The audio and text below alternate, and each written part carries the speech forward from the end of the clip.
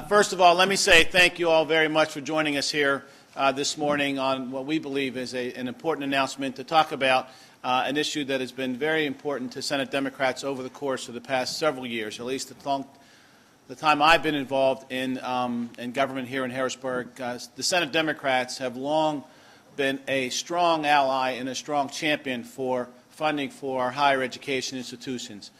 University of Pittsburgh, of course, Penn State University, Lincoln, and Temple. We've always felt that they were warranted the resources that were provided here. And even more recently, the last couple of years, Senate Democrats have worked very hard. In fact, over the last couple of years, led the charge to restore significant dollars to the general fund budget after the governor proposed dramatic and drastic cuts. It was Senate Democrats working our Republican colleagues to restore those resources. And we think that is important because we think it recognizes the value that the university provides to this Commonwealth in terms of its students and the high academic performance of its students and the work that its professors and faculty provide. But over the course of the past couple of years, given some of the things that have taken place at the Penn State University, Senate Democrats have been very concerned about a number of issues. Most notably, one that we've talked quite a bit about has been the composition of the Penn State Board, as well as other matters that have really came to light over the course of an audit was done last year by, I guess, a year and a half or so ago, Rob, by the Auditor General's office. And so Senate Democrats are very much concerned about the movement of a number of proposals that we put forward, which we think must be addressed as we go forward. It appears that we're not going to have the time to address them this week in Harrisburg, but however, we will be addressing the issue with respect to the non-preferred status and non-preferred funding for Penn State University. Let me be clear.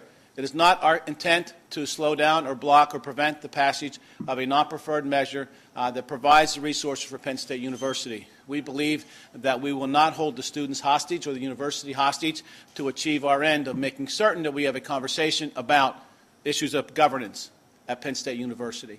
However, our members are here today, and I'm joined to my right by Senator John Yudichak from the Northeast, who's been very much active in proposals along those lines. To my left, Senator Dinniman, also our education chairperson, who's been to the forefront of a board composition piece of legislation, as well as other matters.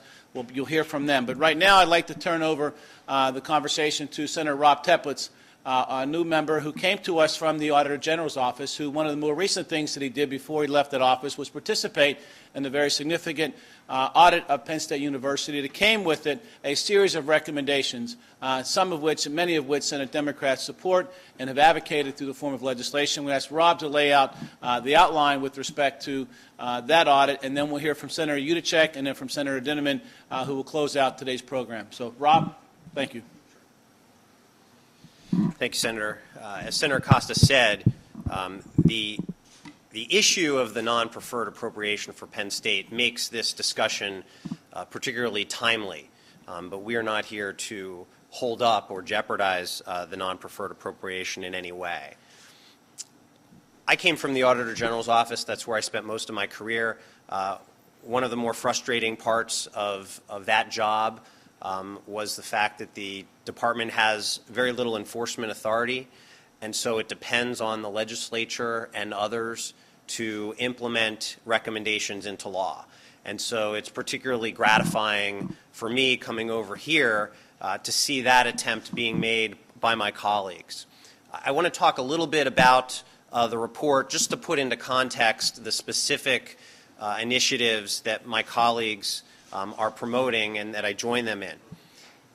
Last year, in November of 2012, Auditor General Wagner released a comprehensive report on Penn State. The report was obviously triggered by the events that had started to reach the public the year before, but it was focused not on those specific events, but on the broader issue of board governance. The role that the department had was to make sure to take a look at board governance, take a look at transparency, other issues related to the board, and make recommendations to the public and to the General Assembly. My role in particular, as Chief Counsel and Policy Director, my staff and I met with administrators, including President Erickson. We met with trustees, talked with other stakeholders, experts in higher education across the country. And my legal staff did the underlying work that is really, I think, one of the true assets of this project, as I'll get to in a moment. And the reason for that is it's very complicated to understand Penn State's governance. It's a combination of three things. It's a combination of statute, starting with Act 50 of 1855, which was last amended in 1939. So that's number one. Number two, the charter, which has been amended through filings with both the county court of Center County, but also with the Department of State, because Penn State is a nonprofit organization. And third, board action, such as bylaws and standing orders of the board. And so those three governing types of documents, statute, charter, and board actions, all combine to give us the current structure and the rules under which the board may govern. And that makes it very complicated. My staff untangled that. They did a work that I think is tremendous service for this effort. And the bottom line is that you can trace the history of Penn State as a public agency back to 1855, even before President Lincoln established the land-grant universities, and it eventually became what is now Penn State University. So the question that comes up sometimes over whether or not Penn State is a public agency, there should be no question for that. It was a public agency created by the legislature, and therefore it can only be changed by the legislature. And as an aside, the nature of Penn State as a public agency is even more stronger than the other three state-related universities, Pitt, Temple, and Lincoln, because they started as private entities that were then subsumed within the state. The point of this is because Penn State is a creature of statute, and the governing provisions, the statutory provisions were created by the legislature, they can only be changed by the legislature. There's no unilateral power for the board or the governor to make changes. And that's what the report that we released last year tried to emphasize. And I'll be very brief in just outlining the high points of the report. There were three main areas: the structure of the board, the governance of the board, and transparency issues. And the structure of the board is what came up most. It's what consumed most of the report, talking about the president not being a voting member of the board or being a secretary or officer of the board because there was too much power consolidated into one individual, the governor not having a vote on the board because of conflicts of interest, reducing the size of the board to be more in line with other universities, particularly public universities. There were recommendations relating to the revolving door between being a staff member and being a board member, issues of the quorum and what should be a sufficient number for the quorum, term limits on board members, emeritus status that's given to board members and special privileges.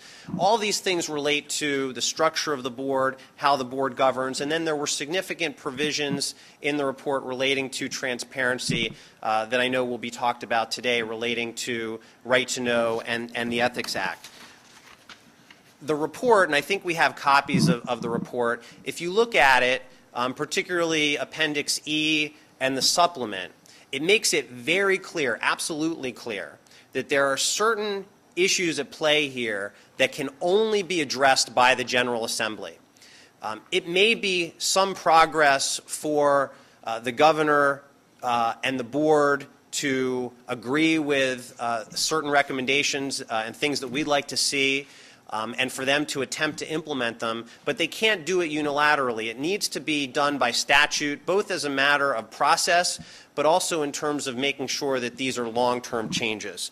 So that's at least my message today, is based on the research that we'll be giving you and that is very comprehensive. The legislature has an important role here, and we just want to be able to fulfill that role and ask our colleagues on the other side of the aisle to join us in doing that.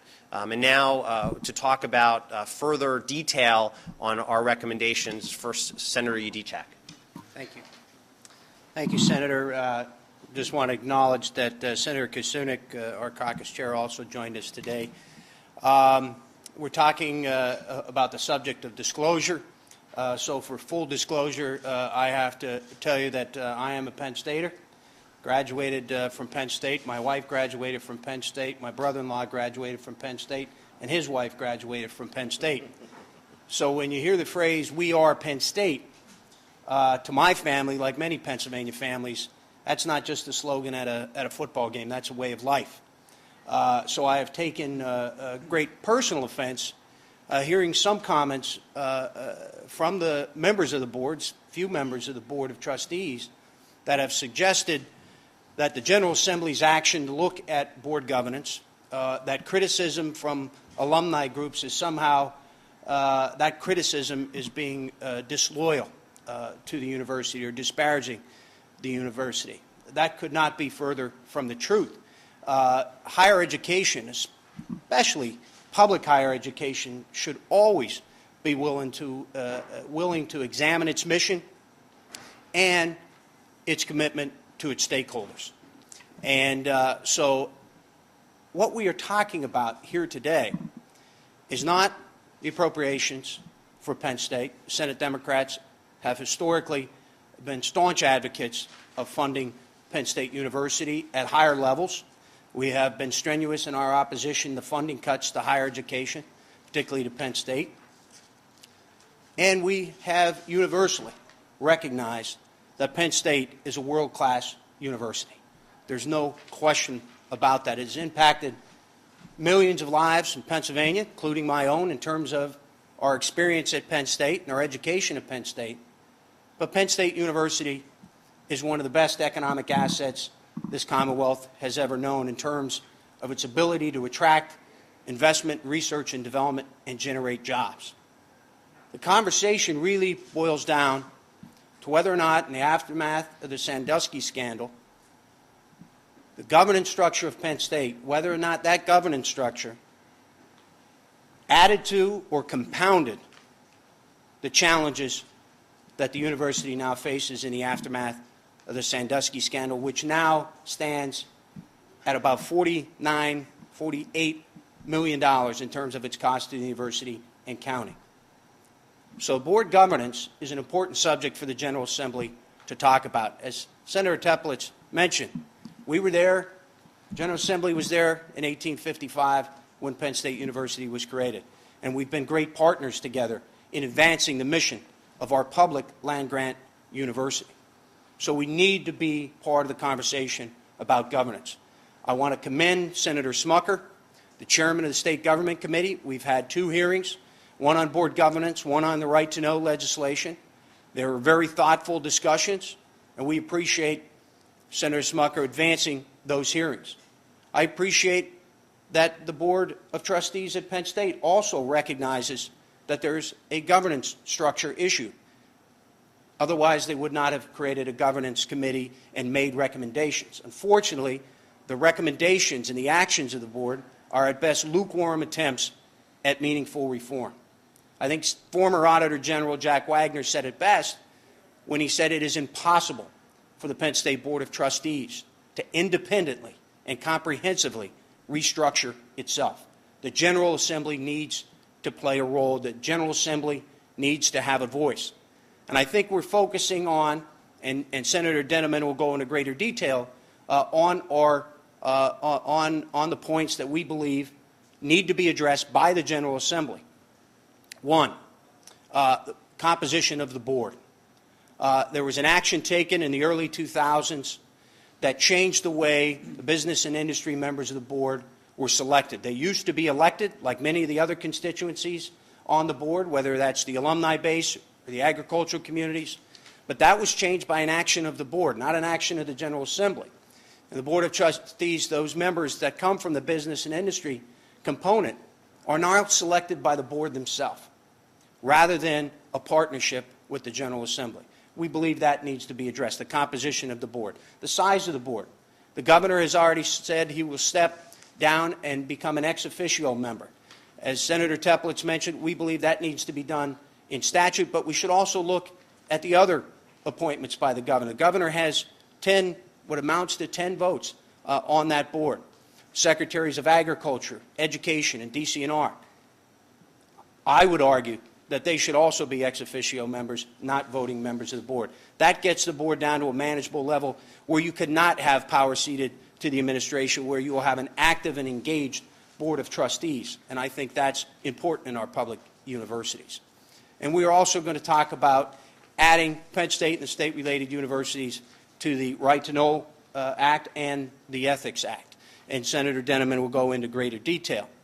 But I think the final point that I want to make about the great University of Penn State is that the Board of Trustees cannot weave back and forth between a private mindset when it does not want to talk about transparency and accountability, and then weave back to a public mindset when they want the support of taxpayer-funded dollars. They can't weave back and forth between a private mindset and a public mindset. It is, in my mind, as a Penn Stater, one of the best, if not the best, land-grant institutions in the world. It needs to be a public institution. And Penn Staters, whether they're students or alumni, whether they're faculty, they deserve the full confidence, to have full confidence in the Board of Trustees that they are a public institution. And the taxpayers of Pennsylvania demand accountability and transparency for their state support. So with that, I want to turn the program over to Senator Dinniman, our education chair. Thank you, Senator Yudichak. I also am a Penn State graduate. I got my Doctor of Education degree out of Penn State in higher education. And in fact, Penn State educated me well enough to do a critique of exactly how they structure themselves in terms of governance. One of the great ironies, by the way, is Penn State has a world-renowned Center for the Study of Higher Education that they have refused to ask in terms of their governance. Now, universities all over the world go to Penn State for advice from the Center for the Study of Higher Education. Penn State itself is reluctant to ask their own faculty of how they could reorganize in what would be in the best interest of the citizens of this Commonwealth. The clear fact is this, and this is what my colleagues have been trying to say, is that there is statutory law that requires Penn State to come to the legislature for changes as it involves the composition of the board. Penn State has ignored, essentially, what its statutory obligations are. Perhaps their lawyers are advising them that they can continue to do what they've done in the past.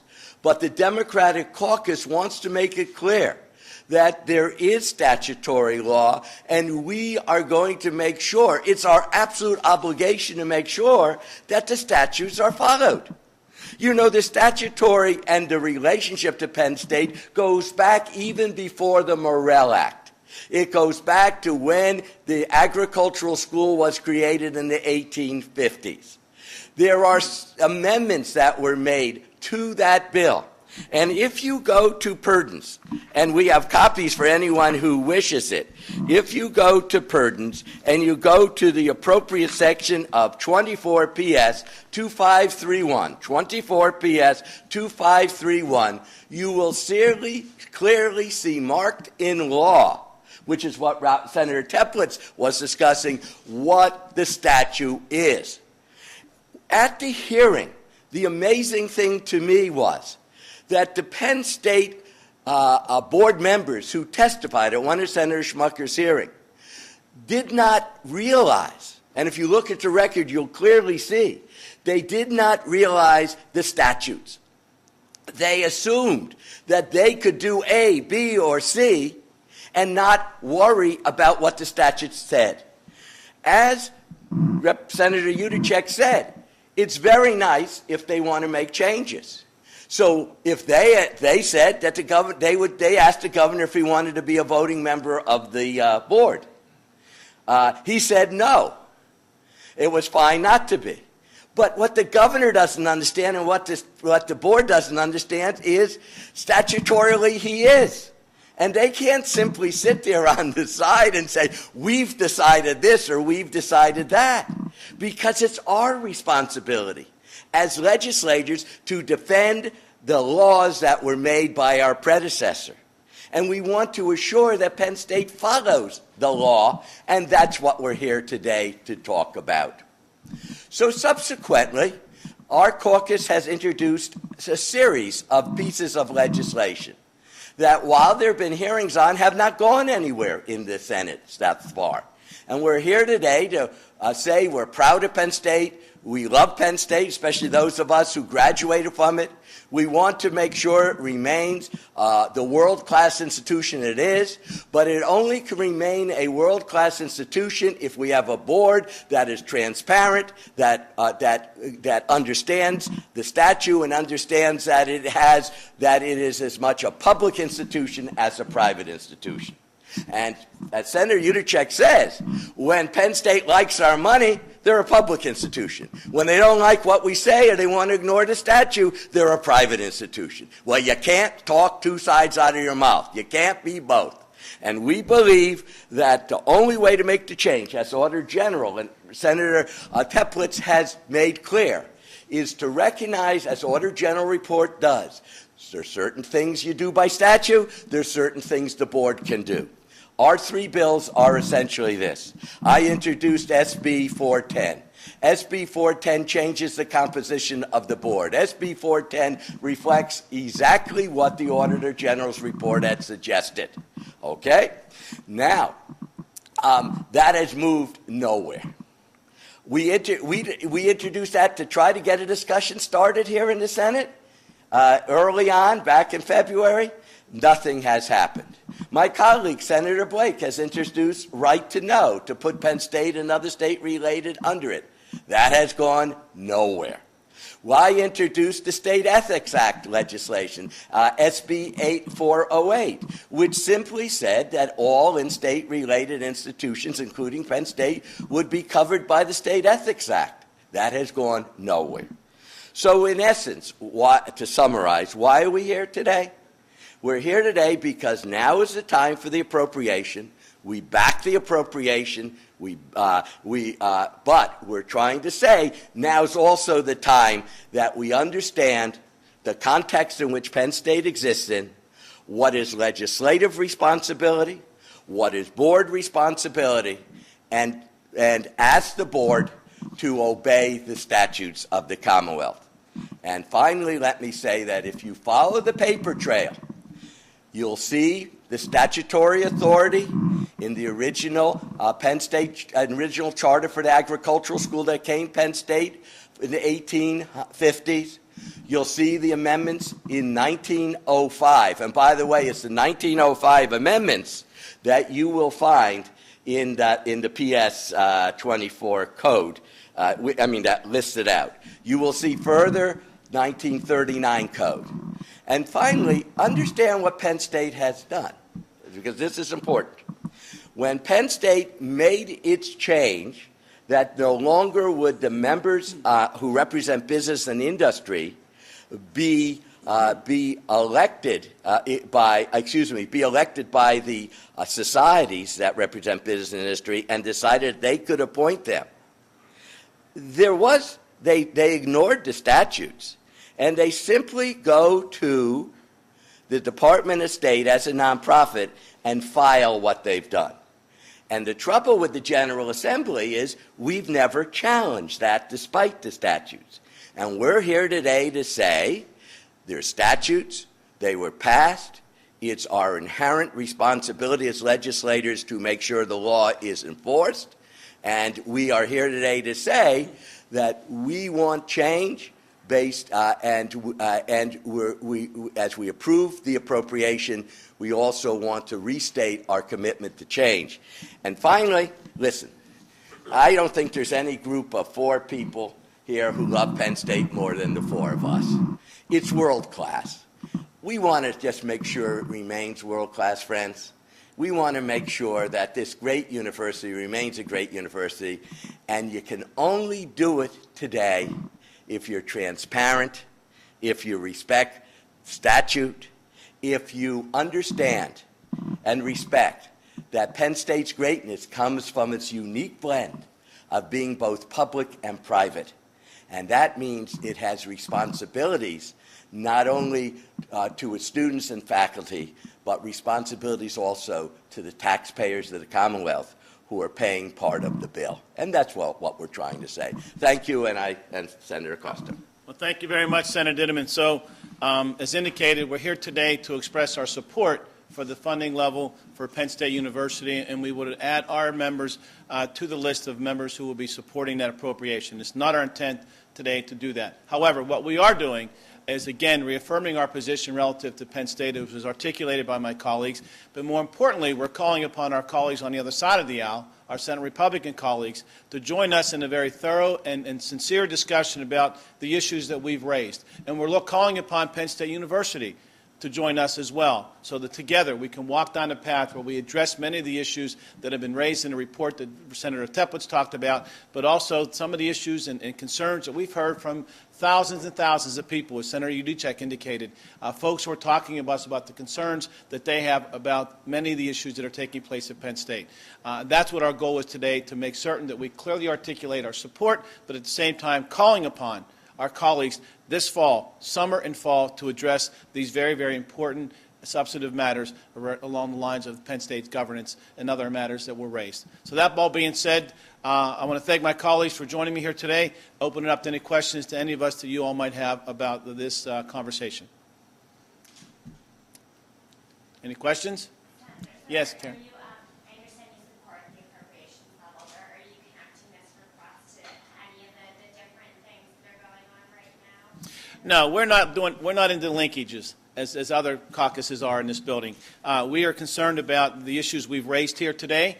We know that we don't have the ability to address them the next couple of days, but we want to make certain that people know, the public knows, the Penn State University folks know, and the individuals representing the university, whether board members and the like, and our colleagues here in this building know that we're very serious about this issue. We're going to be persistent in making sure that we have an opportunity to address the matters that are before us. That's what we're trying to achieve today, Karen. And the problem is, none of our bills have moved, and they've essentially been ignored.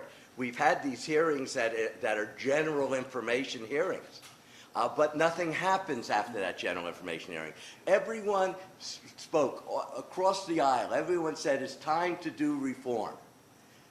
The reform was not done, so once again we're calling upon everyone, Republicans and Democrats in this Senate, to unite together to do those reforms, to consider these bills as soon as we return in September. Any other questions? Jan. Since you're saying that the Penn State hasn't been abiding by the laws, and you're saying that the Senate Republicans haven't moved their bills, are they aiding and abetting an illegal activity? No, we're not suggesting that they're aiding and abetting illegal activity.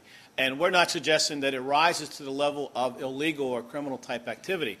We're just concerned about the fact that a number of the statutory provisions have not been adhered to, and that we are now looking back and we've made a determination that those type of changes that have been recommended or made over the course of the years may have run afoul of the statutory authority that they had as an entity, and we're calling upon our colleagues to allow us to work with us to examine those type of things. I'd ask maybe Rob if he wants to jump in on the legal authority in that regard. You want to come up here, Rob? Sure. Yeah, the only thing I would add, Jan, is it's somewhat understandable why Penn State and others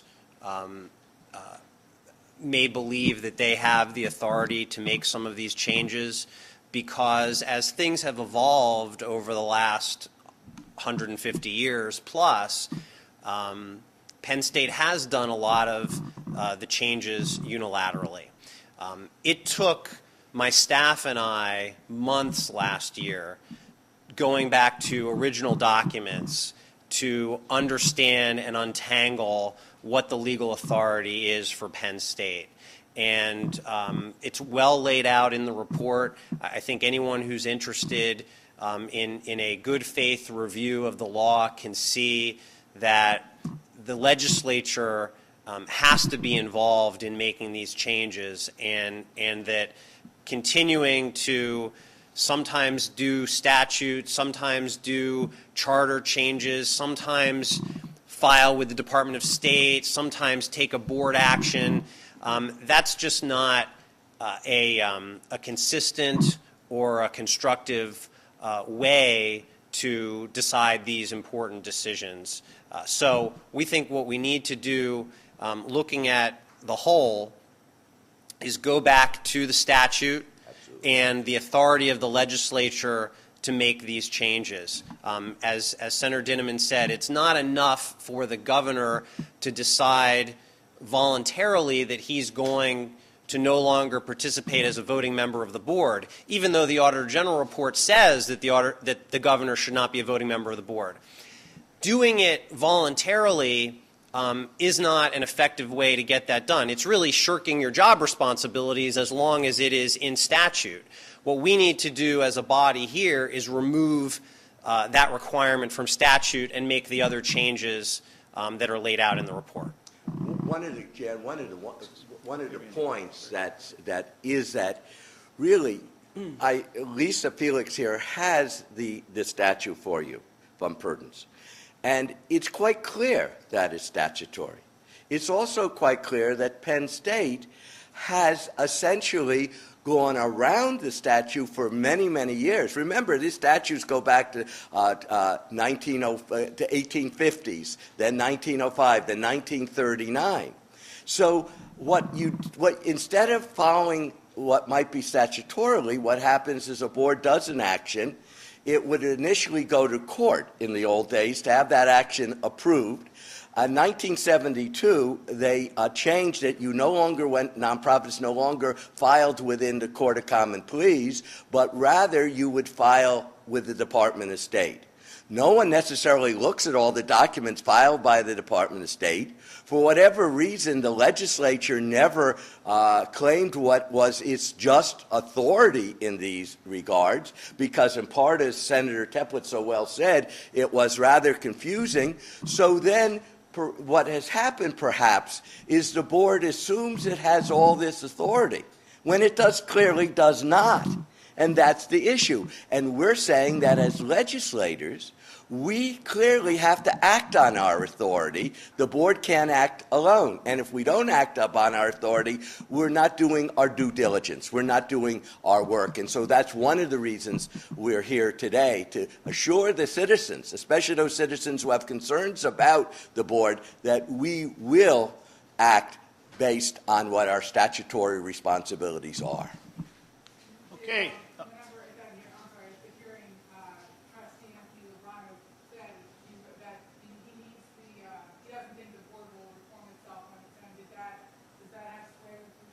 I think John may want to answer that, yeah. I think that's correct, and I think that was Auditor General Wagner in his report made that statement. I reinforced it today that it is impossible to think that whether it's the Penn State or any board of this nature is simply going to be able to restructure itself. We believe on the statutory level that they don't have that authority. Think of the complexity and confusion that would be created by a new governor coming in and saying, I believe I'm on that board, no matter what that Board of Trustees passed in some governance committee. Statutory authority puts me on that board. And now you have a conflict between the Commonwealth of Pennsylvania and Penn State University. Yes, these are complicated matters, but we need to get it right. We need to heal Penn State University. It is a house divided at the moment, and I think the only way that you bring the Penn State family and the Penn State community back together if there is a full commitment to accountability and transparency. And that needs the full engagement of the governor and the General Assembly. We need to play a role in oversight and governance and the structure of that board, particularly the Board of Trustees, so that we can restore confidence that Penn State University is going to continue to be a world-class university. Well put. Okay, thanks everyone very much. Look forward to see you. Probably, I'm sure we'll see you all, of course, the next couple of days. Things Yeah, a couple of things. Thanks everyone. Excellent. Good job. Well done. Well done. Thank you. We each did our thing. Where did Lisa go? Lisa?